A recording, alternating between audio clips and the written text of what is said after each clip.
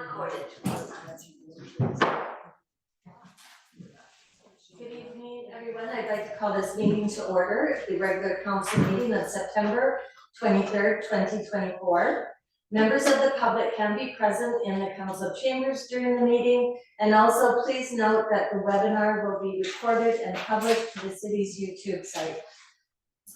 The first item on the agenda is the adoption of the agenda, and the recommendation is that the agenda for the regular council meeting be adopted as presented. Councilor Wilson and Councilor Butler, all those in favor? Carried unanimously, thank you. Item number 2 is the adoption of minutes. The recommendation is that the minutes of the Governance and Operations Committee meeting and the regular council meeting, both held September 9th, 2024, be adopted as circulated. Councilor Wilson? Thank you. Councilor Butler, all those in favor? Carried, thank you. So this evening, we do have a delegation, and the delegation is Tanya Finley and Audrey Durham, and the Care Neighborhood Network M2. So before we get started, I just want to read out the question period recommendations. Sorry? This is right. Right. Okay, so that was that. Yeah. Okay, that I have myself. Okay, Tanya and Audrey. Please state your name and addresses, please. You don't need to. You don't have to state your name. Just gonna put stopwatch on. There we go. Okay, so let's just see what's going to be. Yeah, it's going to be these arrows. These two. Yeah. These here. These two. Okay. Thank you, everyone, for having us here this evening. I really appreciate it. Our goal is to work with you. Although it appears that we've been working against, it is not the case. We've had to take pictures because we feel that things will disappear and we will be forgotten. And we have not been heard in many cities across.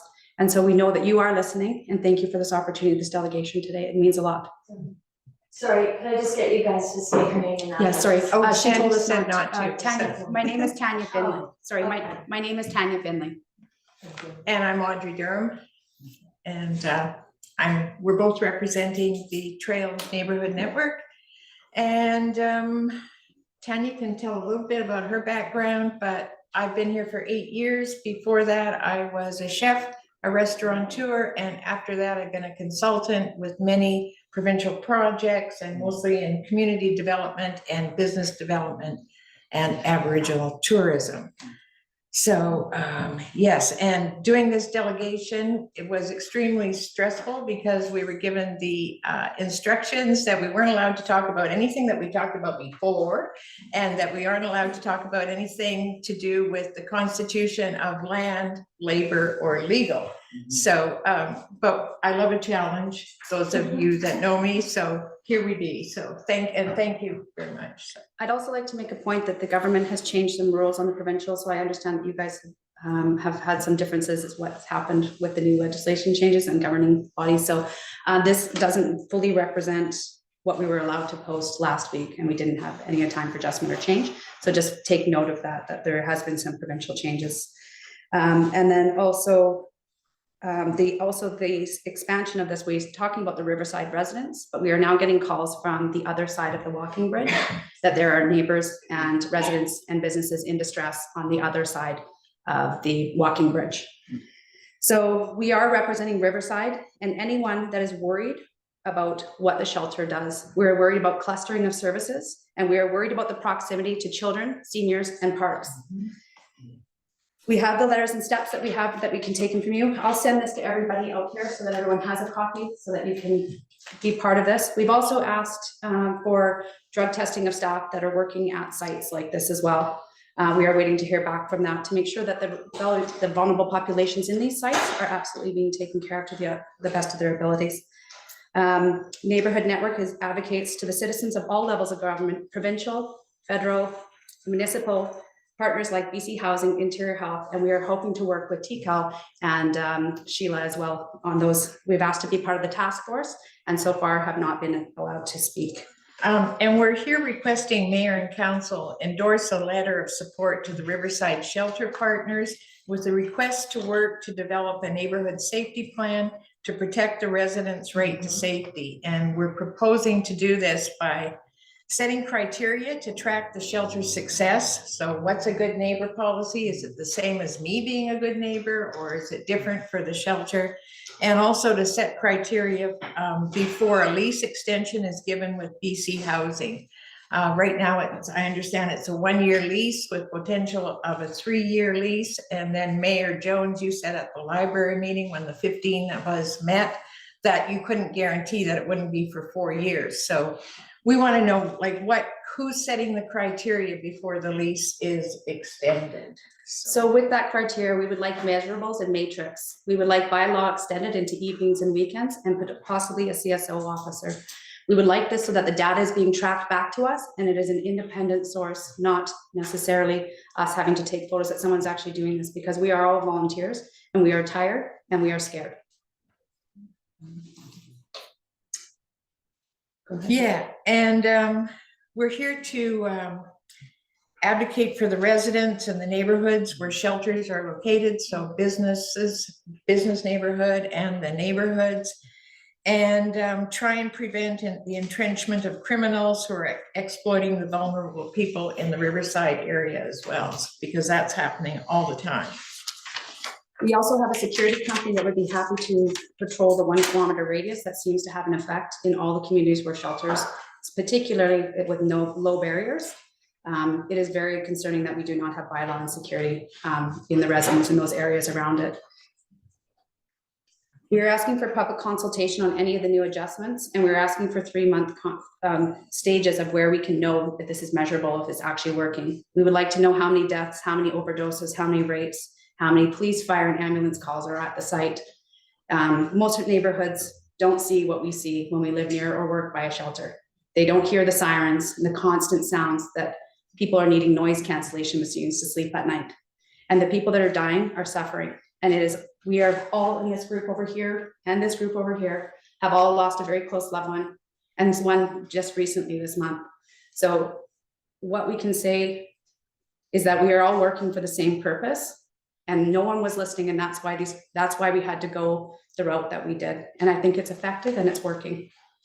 And I just wanted to add that we're not in opposition to the shelter, as Mayor Jones said on her CBC September 12th interview, but we are in opposition to residents and businesses facing lawlessness from shelters where illicit drugs are endorsed. So next slide. These are the neighborhoods that we're helping. So Castlegar, Cranbrook, Creston, Kimberley, Nelson, and Trail. We understand that the province put this into your hands and said that you had to pick a location. We also understand how that criteria was chosen now, why you chose the Riverside Avenue. We disagree with that location, and we've said that before. So we would like the measurables and the matrix to be counted in it, and we would like to be part of that conversation.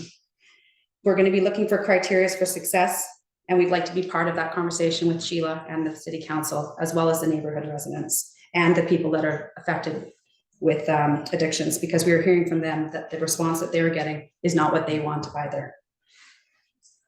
Next slide. Yeah. We've done multiple advocacy for the residents of Trail. Driving over here when I should be at home with work. I've had multiple conversations with some of you in this room, and so it would be really nice if we could do this in a more proper fashion where we don't have to take everyone's time up. And that would be really respectful to the group and the residents that have been boycotted, alienated, and demonized in some way. With the provincial election coming up, we really need to be working on all sides to make sure that the citizens are being heard. People with addictions shouldn't be dying at these numbers at 6 a day. So the criteria for success, I've been researching, and one of the problems is that there's only 2 studies that have any research data for residents for safety on low barriers, and one is at a Lethbridge University, which everybody goes out, that's not trail. And the other one is from a group of Nanaimo people where everybody goes, that's not trail. So, so we didn't know where to start. So we got a hold of the RCMP, all the first responders, and asked for data, and got all this data and found out, well, we can't really use this because there's no baseline, right? There's the thing that we could use the most was the Station 374, the Trail Fire Hall said they had 8, and this was between December 1st and January 1st of 2023. The Station 374 was the most helpful for us because they said they had 374 867 call outs, and of those 303 were overdoses, but they had no record of naloxone injections. We also looked at the bylaw officer report, if we could get some data on that. Again, no baselines. It just has, the June report said there was 44 homeless infractions. So what does that mean? And then the RCMP report just at the last council meeting, where Mike said the report said that the most vulnerable population is most associated with the violence, assaults, trafficking, drugs, and rapes, which is just, I mean, it's a humanitarian thing now. It is so sad that that's what's going on. So we're here to start a baseline anyways, and we can't do that on our own because, and we also have neighbors collecting data. How many times are they calling the police? How many times are people being raped? How many times are people having home invasions? And then we get asked for pictures, like our word isn't enough. So it's really tough. It's getting really tough. So we are looking for this criteria for success. We're looking for BC Housing. We're looking for the City of Trail. We're looking for everyone to be a partner in this problem. But we need to actually report and have it documented so that it's usable and factual going forward. At a 3-month marker, at the 1-year marker, is this run properly? Do the people have the skills in that site to protect? We also need to know that this is a medical condition, and what training do they require if they're going to have this low barrier shelter? Who decides that? So those are some of the questions that we have, and who will be responsible for this? Who will be responsible for the people that died? Who will be responsible for the police, fire, and ambulance calls that were necessary? Who will be responsible to the rape kits that are required at those sites or outside of it? We're finding that most of these things happen just outside the perimeter of the shelter that are run by this. The people, and when they don't comply with the rules and regulations with inside, they just get pushed to the outside walls or back into the bushes, into the corners. And so what are we doing about that piece? Because that is the people that is causing disturbances, and they are not safe to themselves and others. El Nino was a project in the downtown alley, which you heard the residents and you heard the businesses, and you moved it. We expect that same consideration and to be at the table when this needs to be moved, if it should need to be moved. We also are looking at the restoration of this downtown thing. You go down the alley and you can see the death, the pain, and the suffering in that alley. It needs to be identified, cleaned up, and remembered, because this was something that was put on us all, and it is not any of our fault. And everyone that died in that alley needs to be remembered. It is a memorial site, and it is tragic. Yeah, and I just want to add about the alley. I went to the open house and I was really disappointed you folks weren't there to answer my questions. But anyway, so I asked BC Housing. There was 5 people from BC Housing about it. And the operator was there, Sheila, and some of her staff. And so I asked, what is the criteria for cleaning up the alley? Like, whose responsibility is it? And they pointed to you guys because you weren't there, right? It's like you're the volunteer, right? But then I found out that it really, all the painting and all the mess, it's going to fall on the business's shoulders. So is that what's going to happen with the Riverside shelter? If it turns into a mess like the alley, is it going to fall on the residents' shoulders? So that's that's why we want criteria. That's the big thing, because it's not fair, you know. I mean, the whole thing is a mess and, but it's just not fair. What we don't want to see is a decline in the property and the safety of the people and the residents there. We want to see lives being saved. We don't want any more deaths. We want to see synergies between all of us, the City of Nelson, the Neighborhood Network, and all the working groups that are trying to save lives. Trail N2 is asking for bylaw. We are asking for reasonable measures to protect the residents of Riverside, and we're expanding that to overside the bridge up into Second Ave to Safeway. It is terrifying what is happening out there, and the drug dealers are getting away with killing their clients. And so, in closing, we ask again for one of the residents of Riverside Avenue to stand alongside you while we move through this process of an opiate crisis that has been lasting since 2016. 6 people are dying a day and 126 children die between the ages of 8 and 18. It is intolerable. And I am standing here on behalf of the residents, and I've been asked to be here. So everyone who keeps asking me why I'm here, I was asked to come. I have lost family and friends, and you need to be kind. So that is the Neighborhood Network presentation. Thank you very much, and we look forward to being on the task force. Is there questions? Wait, I can't, the arrow won't work, so I'm stuck at the question thing, so. So do you actually have an actual list of all your I do, I'm questions? gonna send that to you. No, I meant, is there Council questions has for, it. any Okay. questions for We you? did send it earlier. We were told that we had to break it down into all the areas and criteria. That So makes sense. we did do that. So that's why we didn't bring it. So it was just delegating that this is Interior Health, this is BC Housing, this is CDS, this is TCAL, this is so that we have, because we understand the multiple layers and how difficult and how complex this issue is. And we are tired of being left to the side like we don't matter. Thank Does you. anyone have any questions?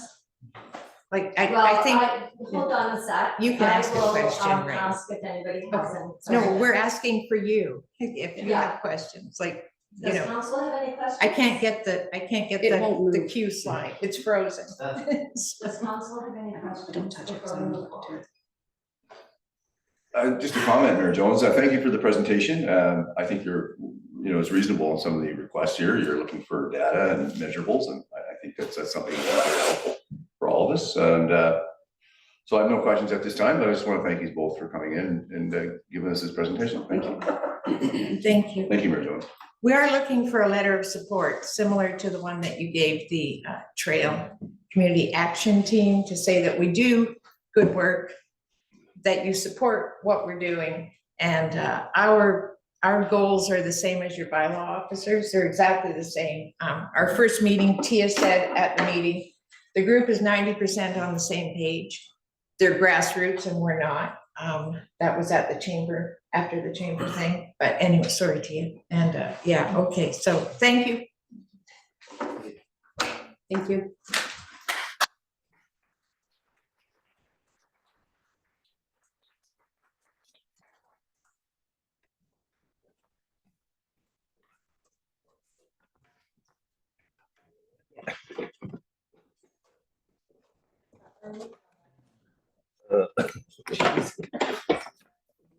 No, it just needs to face towards council. Yep. Not on here. Okay, we are going to move into question period, public question period. And I will read out the criteria for public question period. And the public question period is an opportunity for public to ask questions of council about items ideally discussed at a current meeting. These questions and your comments will be appropriate and respectful.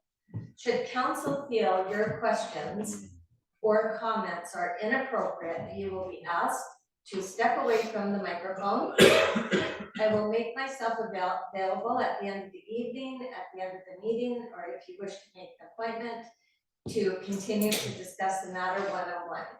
If you have any questions that do not pertain to the current meeting, please speak to council or staff after the meeting to make other arrangements. So is there anyone here for public question period?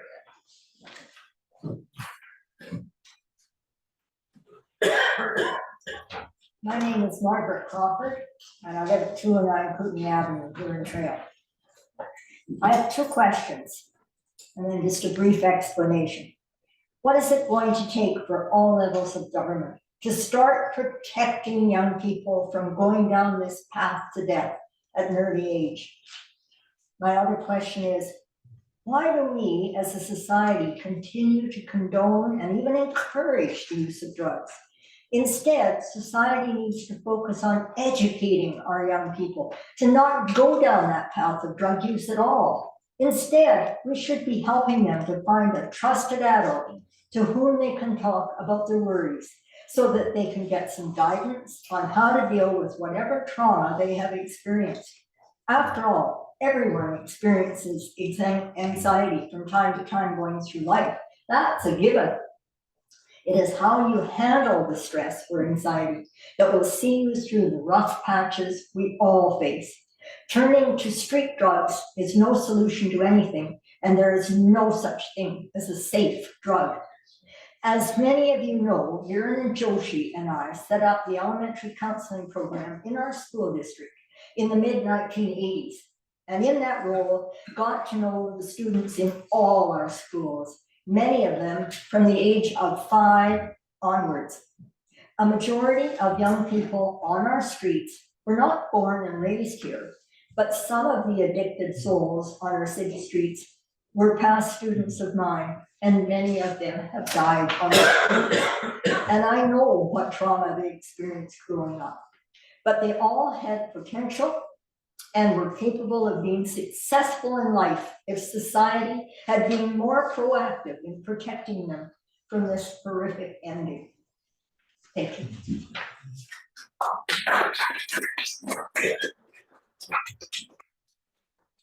Margie, did you have a question then? Yes, I gave you the two questions. Is that, you're asking us to go to every level of government to speak out for educating the youth against To drugs? encourage them to work together as a team to protect young people, and primarily focusing on not only prevention and education, because it has to start there from an early age. Yeah. I know firsthand. And then secondly, to of course get on with treatment for the ones that are already afflicted. Thank you. And Ms. Butler, I saw you have your hand up. It's okay, Your Worship. I was just gonna comment that we would ask, just out of respect, please refrain from applause, because in a situation like this, it is a heated conversation and not everybody is on the same page or has the same views. And people may feel threatened to come up to the podium if they feel that there's a strong voice that may be in opposition to them. So we would ask that please don't use outspoken language or applause until everybody on the gallery's had a chance to speak. So thank you. So I really want to comment on your question, because through the work that we do as council and all the committees and the nonprofit organizations that we're a part of, we have recognized that there seems to be more and more youth that are coming to the facilities. I want to tell you that we have noticed it. We have reached out to our nonprofit TCAT, who has helped us with workshops to start educating the young children out there. We have had a speaker come in, a guy Filicello, to speak to all the schools. And he's an advocate for the homeless from Vancouver. I believe he's here tonight. We have spoken to BC Housing, Interior Health. I want to tell you that just recently, getting back from the UBCM, we had a meeting with the Deputy Minister of Mental Health and Addictions. And one of our big discussion points there was reaching out to the schools, reaching out to the communities about educating young children about the risk of using drugs, telling them how and where they can get harm reduction supplies, educating them about what it means when they start using, who to reach out to ask for help. We've done a lot of work in the community, speaking to the school district, We have a lot of people involved. And it's a priority for us because we know that when you start at a young age, it's a horrible life to go through when you get to be an adult and you're still using drugs. So we want to stop it as soon as we can. Interior Health has been very involved. And you know, that's another reason why we have the low barrier at the shelter. Because if people are using in a safe place, and using harm reduction equipment and are knowing that they have people around them if they have to use, that's a safe place for them. And I can tell you that in the last 13 days, since the shelter was open, there was 1 overdose down there, 3 calls to the ambulance and 3 calls to the RCMP. No overdose? No overdoses at all. I'm sorry, I thought in your report you No, said it said was not one. one Oh, overdose, not, not okay. one overdose. in Okay, 13 so days. there you go, it shows that it's working. I mean, we're trying the best that we can, and we know starting at an early age is now what we have to do. It's something that the community needs. I don't know how to tell you how much we are advocating for this in our community. It's at every level of government. Every chance we have an opportunity to speak to somebody about it, it is something that we are very, very concerned about, and it is a priority. I don't know what else to say. Is there anyone else for question period?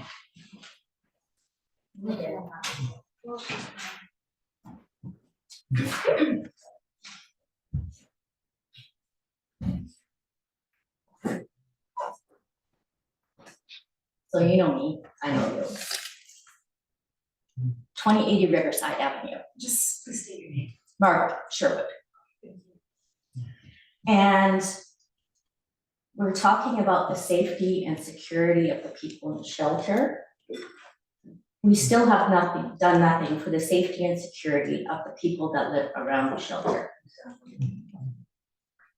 I don't have safety and security anymore. When I look out my window, when I'm making dinner, and there's someone on my patio starting to smoke crack, that does not make me safe or secure. My daughter now tells me she hates Trail because she used to feel it was a beautiful place to live. Now she can't even walk to work safely. Why is our safety and security not on the list? Because it's not. And nothing's being done for us. I've called the police on the person on my patio. I was called a liar in Chambers by you. I was called when I got the report from the RCMP that was sent to you.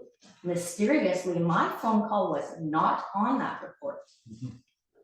So if we can't rely on the RCMP, they don't have our back. We can't rely on council because they're gonna call us liars. How are we supposed to have any safety and security in this town? It's all about safety and security for the people at the drug site. And it's not all roses and flowers there, believe me, because I see it. We have people still living on the riverbank.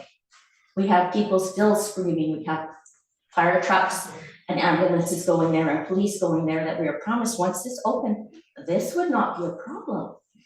It is a problem. Where is our care? Where is our safety and security? We're not getting any. And that seems to be okay with everybody.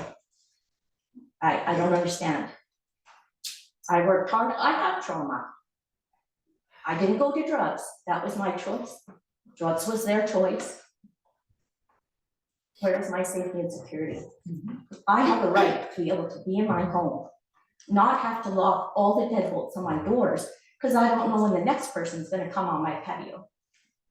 It's not accessible from the front. They had to walk up my driveway, they had to walk down the hallway and go on my patio. I don't understand. Okay. Why do we live in a country where safety and security of the average person doesn't matter anymore? It's So- all about drug addicts. Right, so let's just be really clear, because at no time did anybody around this council call you a liar. We asked for you to send us evidence. No, you And said, so- but your exact quote was, I'm not calling you a liar, but do you have any proof? You already know I didn't have proof. Are you Well, paying for me to set so- up cameras? Why am I spending my hard-earned money that I should be using on my daughter to put up cameras, to put up no trespassing signs, to putting security on my patio doors and gates and everything, because you chose to put that there? It was your choice. This chamber voted that that was the place it had to go.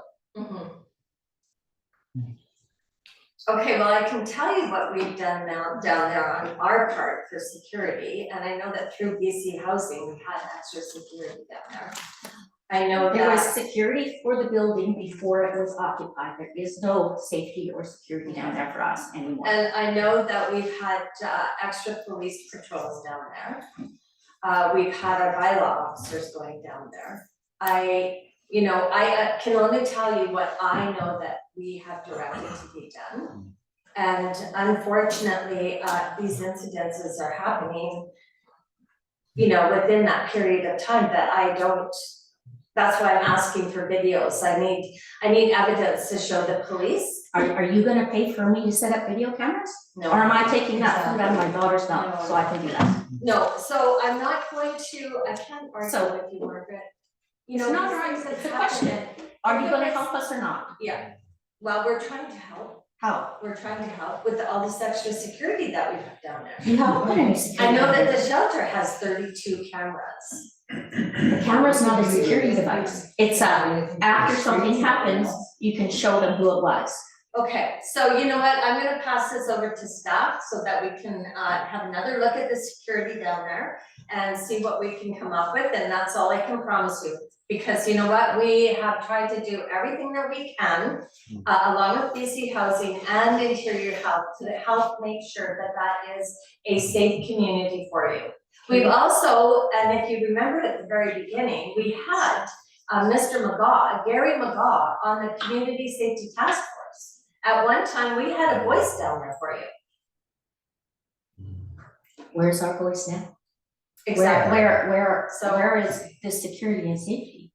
So what we'll do is And- we'll relook at this again, and I was at the very first meeting, and the one thing I distinctly remember from BC's Housing's mouth, while he was crying, was that the safety and security of the residents of the area is none of their concern. And they have proved that time and time again. okay, well, thank you, and I'll take your information to And it'll go nowhere. security. Thank you. Doesn't go anywhere. Now, Mr. Steves, no, before you get started, the least you can do is apologize to council. I should see a Exactly what I letter was in gonna writing do. before you even speak to us for swearing at us last time around. Mhm. We're trying to have a respectful conversation here. So unless you want to apologize before you speak, or you can write the letter and then come back and speak. I'm sorry for my outburst last time. I've been fighting this for 2 years and I'm frustrated. I've spent thousands of dollars on my own store security to keep things safe. And I apologize for my outburst, to each and every one of you. Well, you know what, I'm gonna have to ask council if they will agree to have you speak tonight. Because we are taking this very, very seriously. You've been fighting it for 2 years, we've been trying to work with everyone for 2 years, believe it or not, we have. So I'm gonna ask council right now if you are okay with having Mr. Steve speak tonight. And I need a show of hands, please. Okay. Okay? You Thank can you. go ahead, but Thank you. I have a question. This is a low barrier shelter. And there are people who are persona non grata. You can't go there. right? Some of these people are what you people are calling trails most vulnerable. There are women on the streets and they can't go because of mental health issues or whatever, but they can't go. 2 years ago, I came here and I talked about my friend Chelsea Cameron. And I do not want that happening again this winter. So I don't understand why these people, excuse me, can't get into the shelter. It's a low barrier shelter. Why are there rules in place to keep them out? That's all I have to ask. Okay, thank you. I appreciate you being respectful. But can I tell you, please, that we know going into this, there was a certain level of mental illness that they don't wanna be in those kind of shelters. They don't wanna be in the shelter, they prefer to be on the street. And having known that, through the work that we've done, we've been working with Interior Health to find out what the next step is going to be. We know there's still people out there that need homes. We know that they still need a washroom, and we know that they still need a bed at night. We know that, but what we're trying to do right now is find the next step for them. So we need that supportive housing, but before we get that supportive housing, we need a place where they can detox. We need them to be able to go to rehab and then come to supportive housing and hopefully come back into our community. That's what we're looking for. Okay, I understand what you're saying. However, I speak to these people, right? You know what? And I sat down with Crystal for probably 20 minutes, having a chat with her. And she wanted to go to, she was excited to go to this shelter. And she said, I get in 2 days, I'm so happy. So 2 days later, I go driving downtown to actually hunt her down, because I also feed her, right? And I asked her, you in the shelter? No, they won't let me in. It's a low barrier shelter, right? And they're denying people access. Well, Also, I chased a bus around full of people. And I wanna know where these people are coming from. Right, I'm not lying, I even took a picture, right, and where are these people coming from? And why are they in our shelter?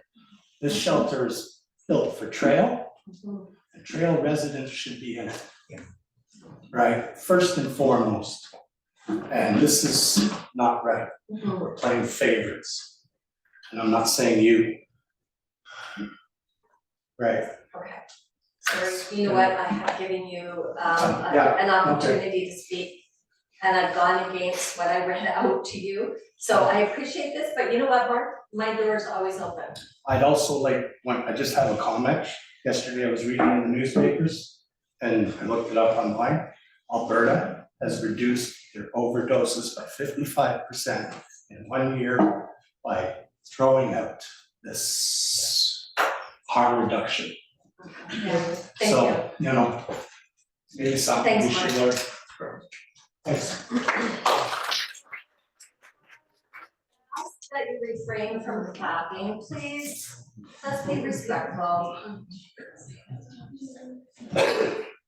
Is there anyone else with questions for you, please? Hi, Hi. I'm Natalie Phillips and I live at 2097 Topping Street.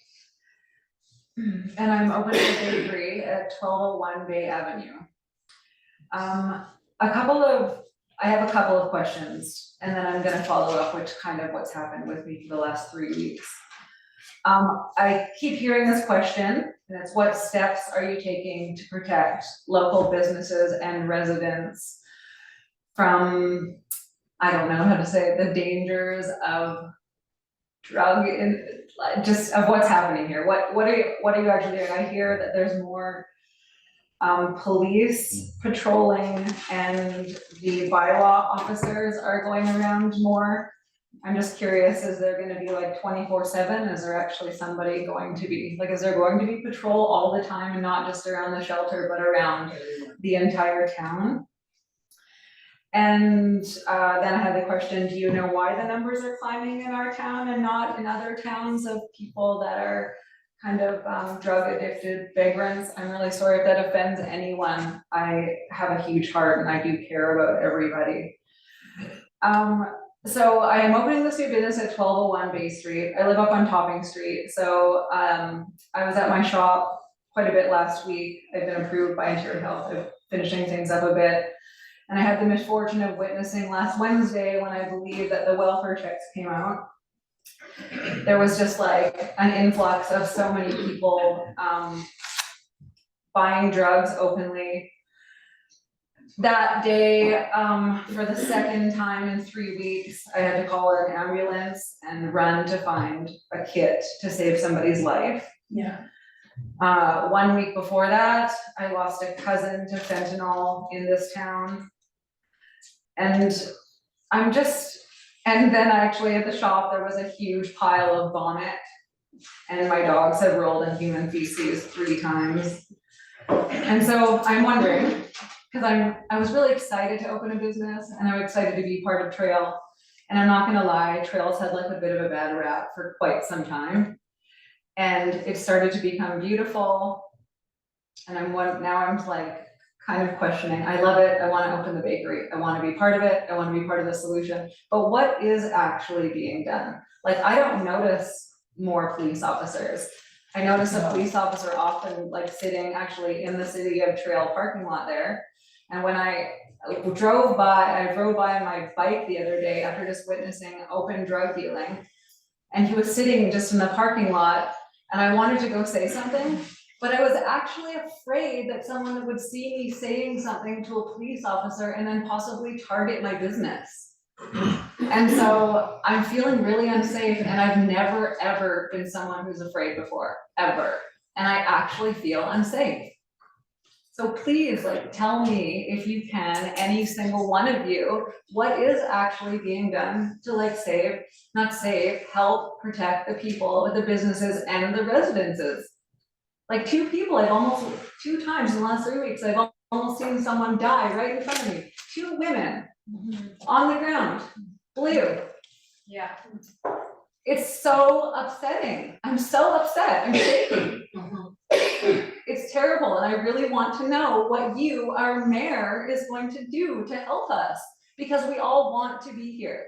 We're all here asking you, and can we help you in some way? I'm going to get Councillor Hanson to answer this one because she is involved in a committee that could answer a lot of your questions. So we have been working with the Downtown Trail Improvement Committee on developing a crime prevention through environmental design. And we're working with a professor of criminology, and he's actually up here from UBC and working with a group. And we are identifying areas that are high target traffic areas that we can then work with bylaw, the city, et cetera, and the businesses to be able to develop best practices for us to look at. If there's facade improvement grants that are available through the community, through different ministries that we can work with and support businesses. So this is something that is currently underway. We just got the grant approval 2 weeks ago. And we are moving forward to work through a way to make our community and our downtown areas safer.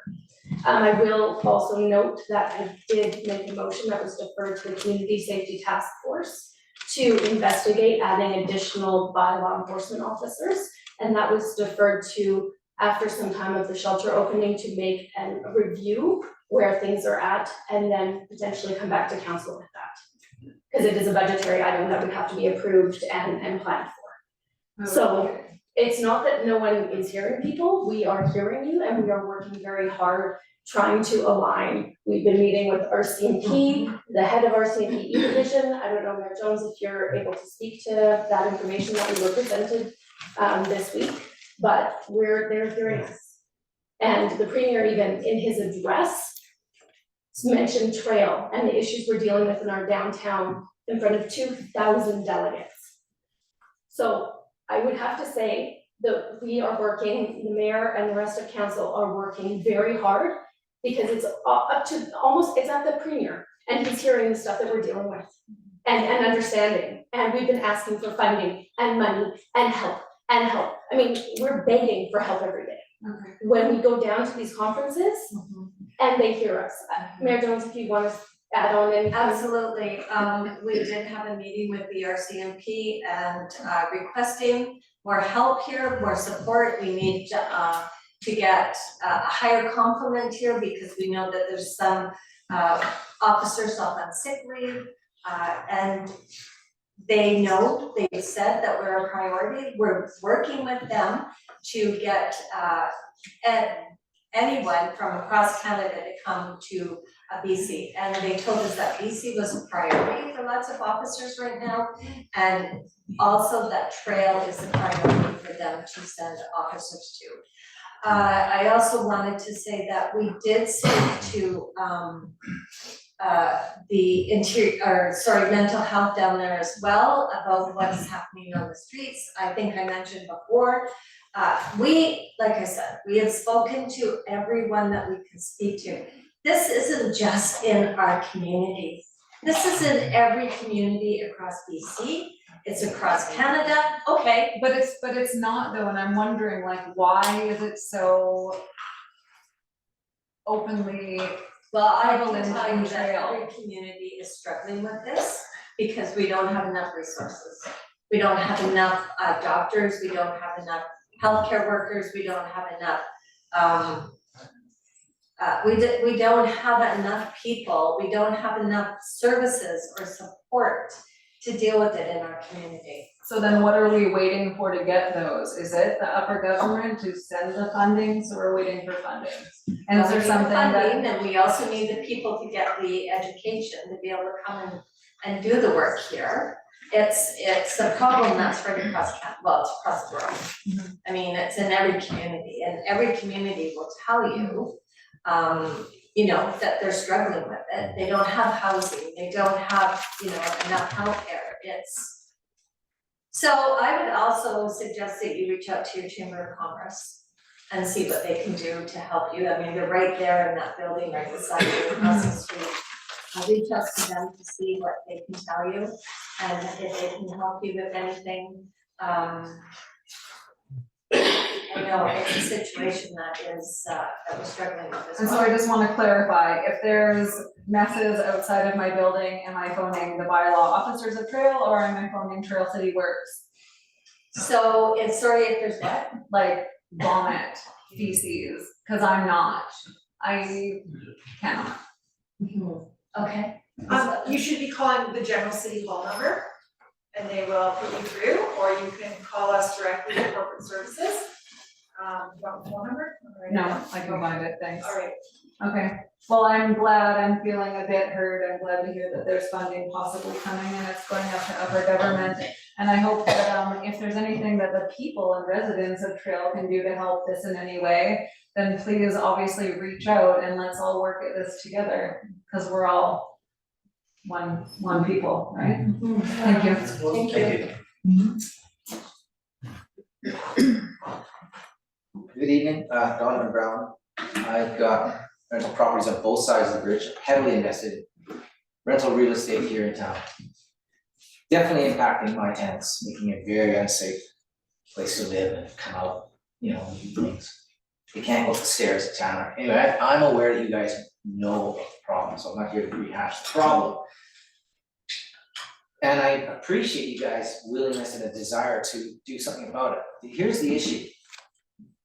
Is that you want more funding, but how is it gonna be spent? And what my question to you is to consider not throwing money at the symptoms, because that's the problem. You're wasting money. That's what this whole safe supply harm reduction is. It's just throwing Band-Aids at a problem. It's not fixing the root cause. So you nailed it. There's more things to do with the youth and education. That's perfect. It's protecting the family, not just giving free stuff. Now here's an example. The concrete and the stones on these beautiful staircases are being just chipped and chiseled someone's gonna fall and break their legs. And what do I find? A nice brand new yellow shiny box for clean needles, and to me, that's an example of symptoms, treating symptoms, like, no, we gotta stop these people from doing drugs out there to begin with, so that's what I wanna propose, is that you consider, how do we get to the root cause? Not handing out a safe environment, it's not safe there, it's very dangerous, you know that, you know the story, so thank you, and I appreciate you continue to look into this and look at Alberta, like Mark suggested, you know, they've got a success rate. This harm reduction, it's all over the world, like you say, it's because they're doing this model, it doesn't work, you know that. Okay, thank you. Thank you. Okay, I think we have time for one more question. Diana, Sorry, before you get started. 2070, Do you have any new information for us tonight? Yeah, I do. Okay. So first, I wanna actually thank Sheila and the staff for, they're doing a really good job keeping Sorry, the Diana. Riverside This way we can't hear you. the park, the Rotary Park. I've noticed that they've been cleaning up after, you know, the guests at the shelter, and, you know, that's really appreciated. So for the first time since my son has lived here, he has been now, approached by 2 different individuals and, verbally assaulted in the last couple weeks, walking, he works at Dairy Queen at night, and so, you know, I guess that question of what can we do? Having some kind of security maybe along that street. Again, we had that when the shelter was being built, and that was actually really helpful in our neighborhood. So that was just my question. I know it's probably already been answered. And I guess my second question is all the education for the youth based on just safe supply? Is it? Yeah, is it that, you know, if you have safe supply, that's okay? Yeah, I'm sorry, I'm not understanding your question. Are you asking me if we're just educating? Yeah, is that youth sort of on the safe basis of the supply? education in the schools? No. No, not abstinence. You know what, I think it's I think that's a probably- question for SD 20. Yeah, I don't know, it was just sorry, yeah, So, you know, tomorrow, we do have an event happening, Guy Filicello Yes. is here to speak. I don't know if you've heard him I heard speak him at before. And he will, probably, might be a subject in his event, I'm not sure. But if you're there to ask him that question, I think he would be the perfect person to answer it. Thank you. Okay, so if that's everything for tonight, we're gonna move on with the rest of our agenda.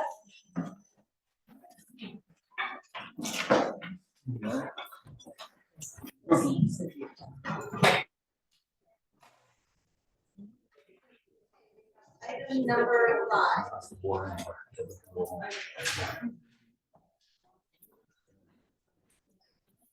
Item number 5 is the vote of our contract to water.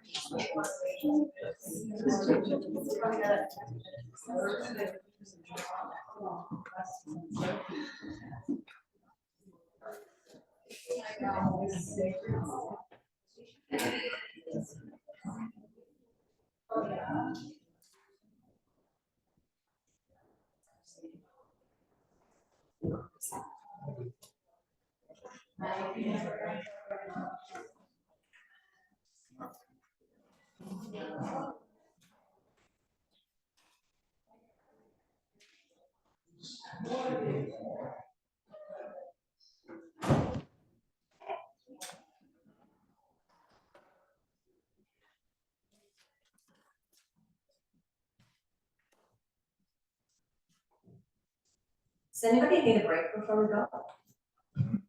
Everybody's okay? Okay, item 5 is under communications, we have the Lower Lookout Reservoir Contract Award, and I am going to pass that over to Mr. McClure. Thanks, Your Worship. Again, we had brought this late as I was away from governance and committee last time I met. And so hopefully council's had an opportunity to look at it and know, hopefully it explains itself in the actual document itself. We had a budget for $175,000. We got the quote back for individuals able to get this work done. We want to get it done before the snow flies this year. Time is starting to tick for us. Part of it is recognizing that it is, the quote we received is over the budget. However, we have some areas where we are under budget. So we had one of the works done on the pumps, and so that's certainly one that's gonna help with the assisting the overage that we have, and we also know there's some engineering projects that we're not going to get to at this point in time. So I'm comfortable wearing that CFO hat, that again, the funds that are inside the water fund for doing this work is being reallocated and getting some of the savings in the pack and going towards a project that is higher than the budget. I don't know if anyone else has any questions on that particular amount, happy to answer. Councillor Benson, go ahead. Thank you, Colin, and nothing, not specific about the quote, but just I've noticed a bit of a pattern where we're receiving just like kind of single people applying for our RFPs. I'm just wondering if you have an idea of like what factors could be contributing to this. How can we increase to get more competitive bids on our RFP process? Yeah, well, it's a great question, and I think back actually, it was in the paper, I think about a year ago, with the same questions we had because we were looking at Daniel Street. And again, we only ended up with one bidder, and we're fortunate that we got some local companies that could actually do this work. So we're actually quite fortunate in that way, because there are other places that are smaller than us that don't even have those local pieces to be able to do that work. There's a lot of capital work, there's a lot that has come in, so one of the downfalls, I mean, as much as we appreciate it, when you have the province provide, for example, the growth fund that we received. So you get all of these municipalities getting this funding, and then we're out chasing similar type contractors to get the work done. And again, of course, we're starting to see some benefit as inflation is coming down and smoothing a bit.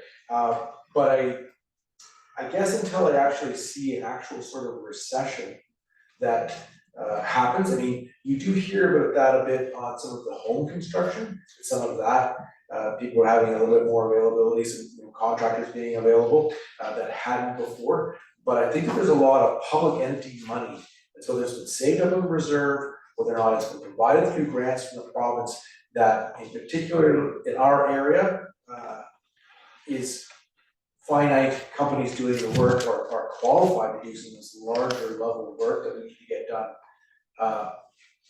And multiple municipalities and or other public entities trying to get the work done. I mean, we have a brand new school being built, so you think if I'm not trying to be facetious, but it's sort of like, hey, you got a $35 million school here. We also have a big competitor with Tech that also again went for a pretty major project, and again, they're when they speak to us, it's like we're having to bring people in from all across the country to be able to get people to do the work that we need to get done. So kind of a shortage that's happening throughout the province, and then once you get them locked into doing the work, and then timing, us probably maybe paying a premium if you're saying, yeah, we could, maybe we could. But the last thing I want to do is for the West Trail residents to have an issue with the water system up there, because it's a unique one. So I know that we're getting better at when I think about some of the projects that are coming up, that we're getting ready to put those out for bid that are 6 to 8 months away. So again, really hoping that allows for more entities to be interested in bidding on it. We do have the BC bid, and we know that companies look at those locations. In the same boat, sometimes some of the work we do is specialized, so it's not something that you just grab someone that has done the work or not. So great question. I don't have an answer for you. And sadly, I mean, in the same way that as we start to see that interest rate tick down, The reason for that is, as much as people may be happy that are redoing their mortgage, it does mean that someone looking out is saying, interest going down. Again, will it slow down to a point and then start to escalate again? And we'll, with rates dropping, potentially some people said another 400 basis points by the time we get to spring of 2025. Does that mean all of a sudden people are now back into doing some construction? I know that when we were down at UBCM talking to some of the entities there, saying some of the good news is that with these rates dropping, in fact, I was talking to CEO of Prince Rupert, they're trying to do a $200 million project over the next number of years in an isolated area. Limited contractors to do the work, not seeing a real break going on locally. But what they're really happy about is that them going and borrowing from MFA, that rate dropping is actually a benefit to them to try to borrow for the next 10 or 20 years to get that work done, that the borrowing costs will be lower. But I also don't know if that borrowing cost is lower, not just for them, but for others means, okay, now it's time to take on this project and we just end up on another inflation jump, which then causes the Bank of Canada to have to increase the interest rates. So I don't know, when I think about the 20 some odd years of where interest rates have been at, I don't think anyone would have said that we would again go up so high and then drop so quickly, and where is that going to end? It just hasn't seemed to have been that kind of crisis recession. Not that you want that to happen, but it's almost like you needed to reset things and to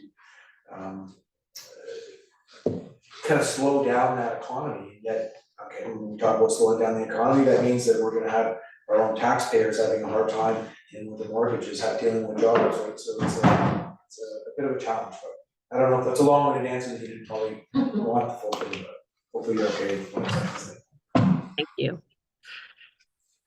Okay, if there's no more questions, we'll put the recommendation forward. Councillor Wilson and Councillor Butler. Thank you. All those in favor? Carried unanimously. Thank you. Next item on the agenda is the Columbia River Cleanup Project, and I will hand this over to Ms. Lucchini. Thank you, Your Worship.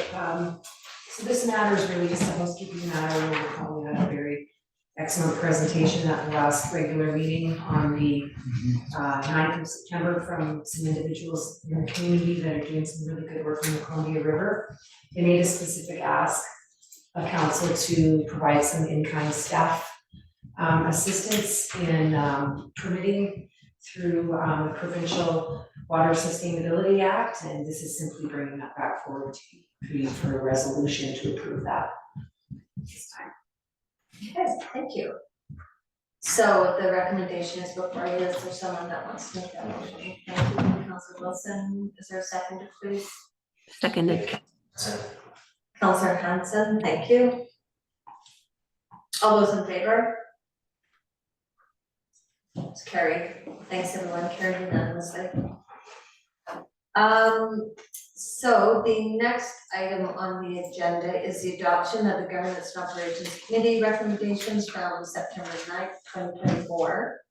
And the first item is that council authorize the renewal of the temporary commercial use permit to allow the continued operation of the Dirty to Purdy pet grooming on the property located at 1650 McLean Street for a further 3 years. I'll make that motion. Councillor Wilson, Councillor Hanson, all those in favor? Carried, thank you. And the next item is that was carried unanimously. Thank you.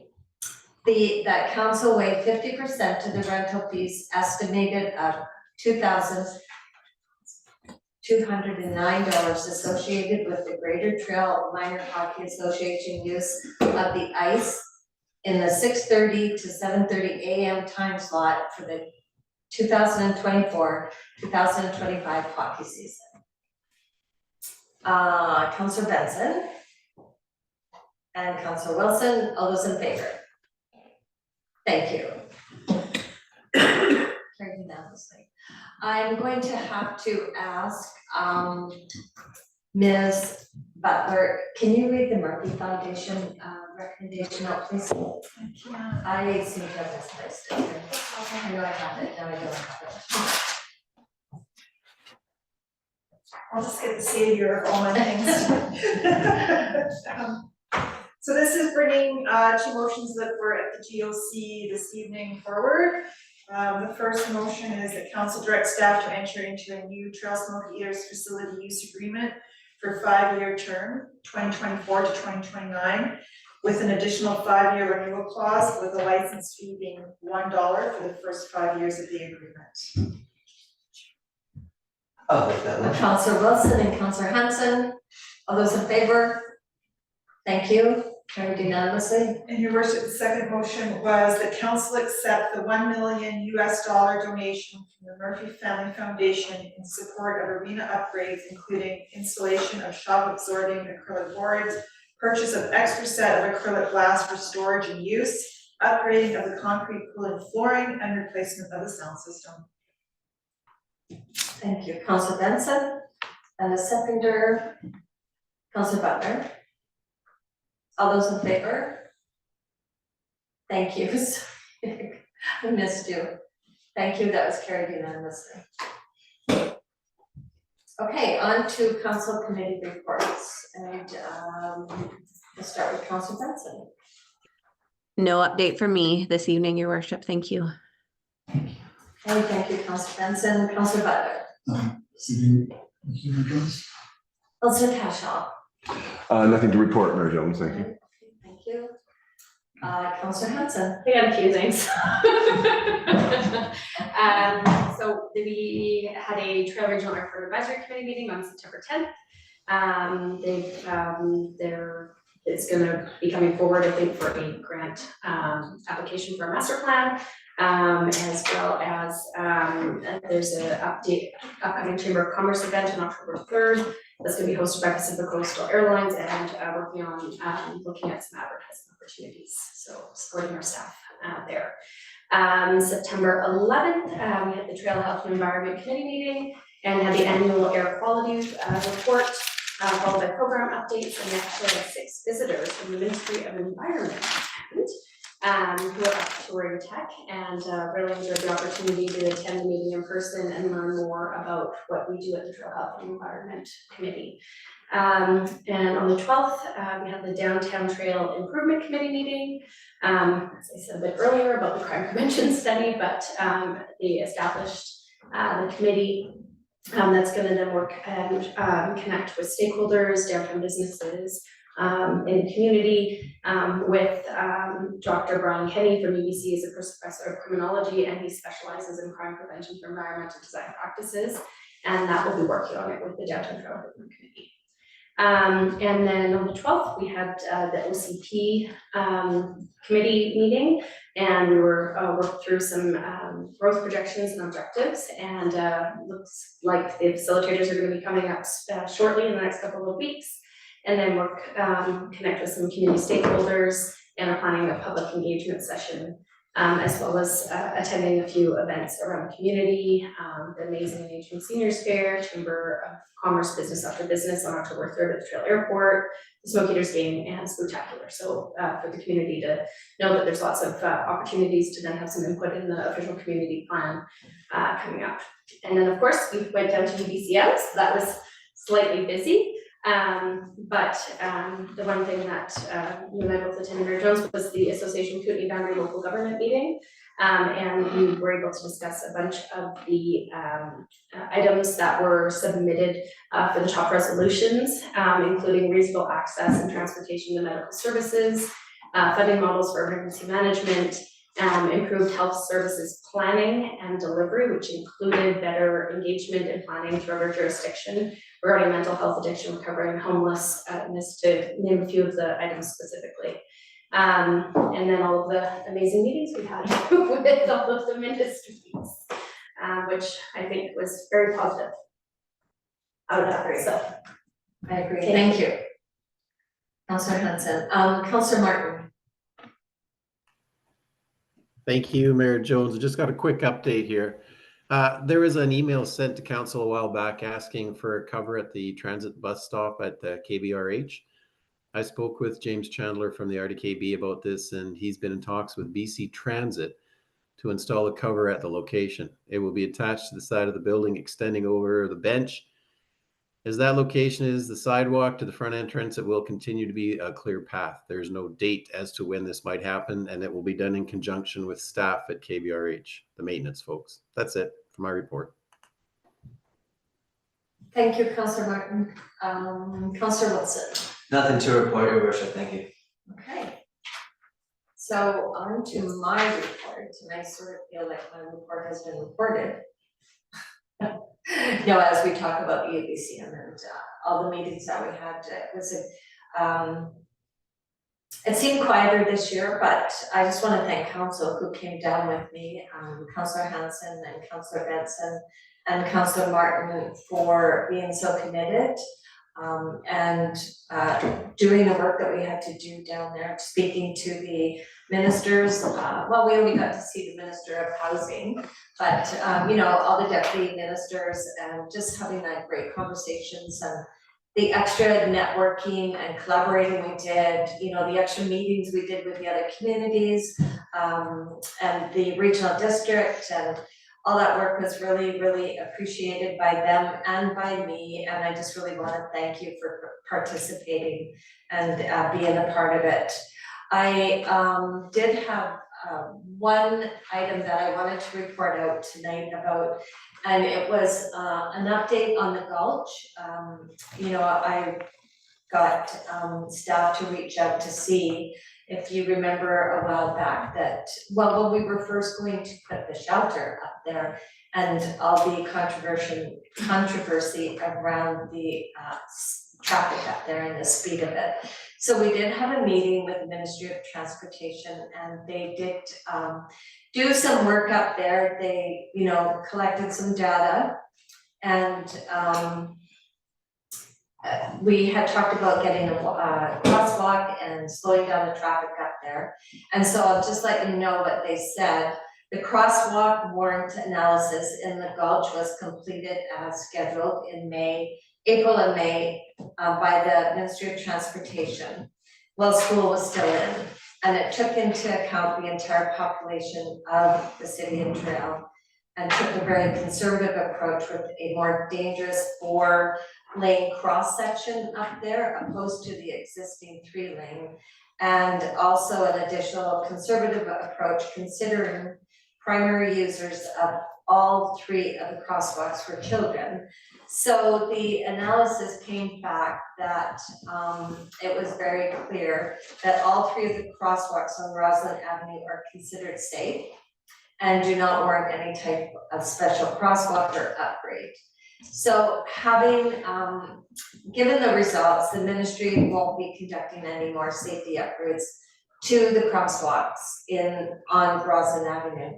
But also I did speak to the staff person, David, and it's a desk guy. He has the information as well, so he will be making a report back to council. And I think the public has been asking about this, so I wanted to report out on it.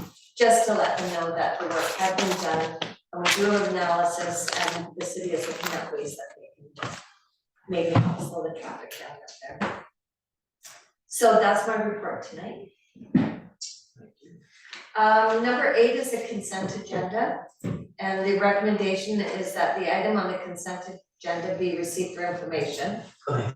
Councillor Wilson and Councillor Benson, all those in favor? Carried, thank you. Is there any new business tonight? No, okay.